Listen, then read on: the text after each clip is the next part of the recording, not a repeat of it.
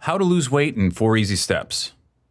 Step 1. No beer. Every time you drink a beer, it's like eating 7 slices of bread. That's a lot of unnecessary carbs. Step 2. Portion control. When eating out at a restaurant, cut your meal in half and ask for a takeout container to save the rest for later. Step 3.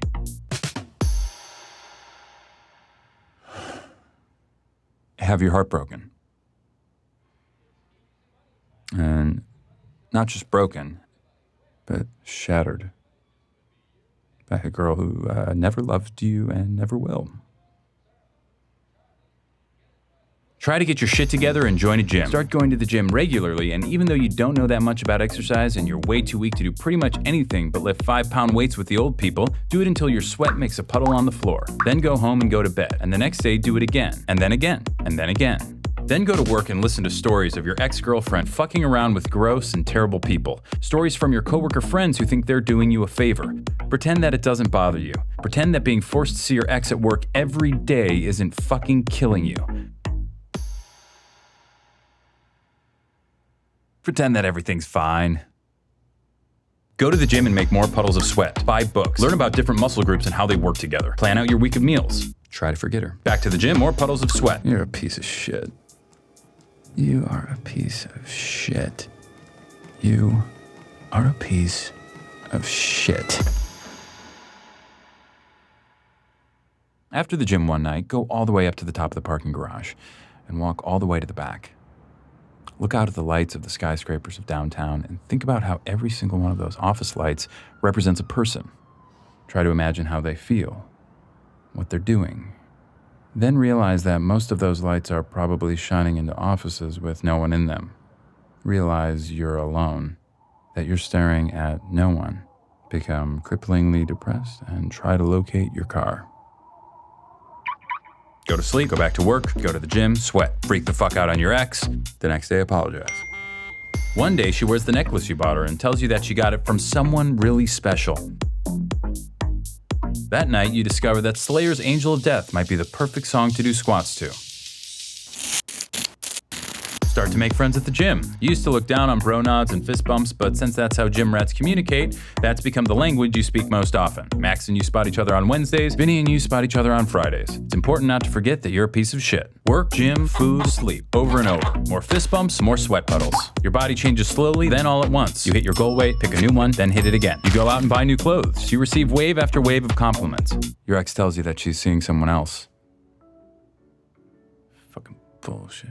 Piece. That night you go to the gym. You run farther and lift more than you thought your body was capable of. You go home and eat a single chicken breast and steamed vegetables. You go to sleep. You dream of a bottomless black puddle. No.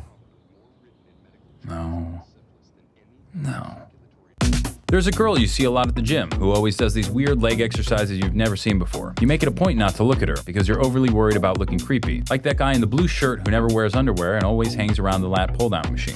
But you notice this girl is always at the gym when you are and seems to always choose the bench next to you. You turn up the Slayer and concentrate on making your puddles bigger. At work, your ex parades her new boyfriend around, flatly ignoring you the entire time. He's taller than you, in better shape than you, and significantly better looking than you.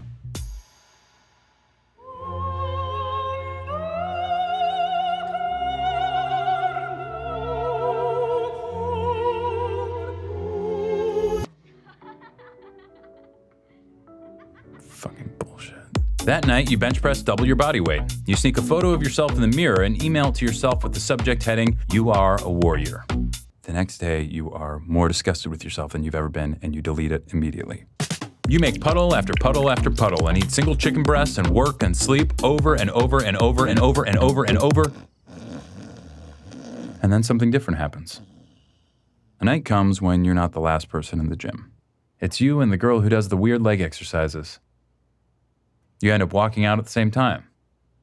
Her name is Melissa and she works close by. She asks you out to dinner on Friday, promising it'll be healthy. The leg exercises are pivoting curtsy lunges. You start seeing Melissa a lot, both inside the gym and out. You add a couple cheat days to your week. You start getting a lot less sleep. Your ex calls you late at night, but you don't answer. One night, you're walking Melissa to her car, and she says she wants to show you something special. You both stand there in the dark, looking out over the lights of downtown. "Isn't it pretty?" she says, "with all those lights?" You tell her that you think it is, but it also makes you feel sad. All those lights mean nothing. They're just shining into cold, lonely offices with nobody in them. But Melissa tells you that each light is an empty office, but they're only empty because the people have all gone home for the day. Each one's a person who's at home, happy with the one they love.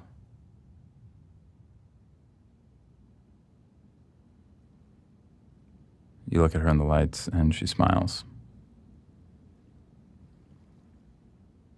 Something in your chest expands.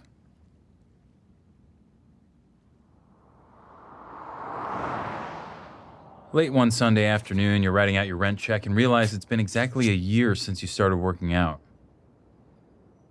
You think of all those miles you've run, those pounds you've lifted, and chicken you've eaten, and puddles you've made, and it doesn't seem that bad.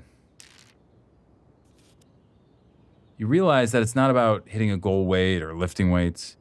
It's about waiting, being patient, and trusting that life will slowly inch along and things will get better. After all, change takes time. But time is all it takes. Step 4, no fruit juice. Too much sugar.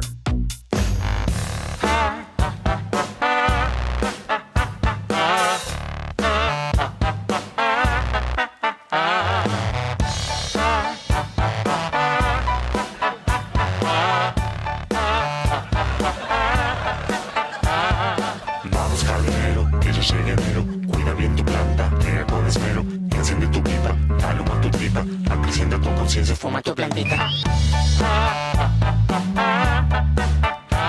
Por eso baila sin control de tu mente crítica, percibe la realidad como mágica.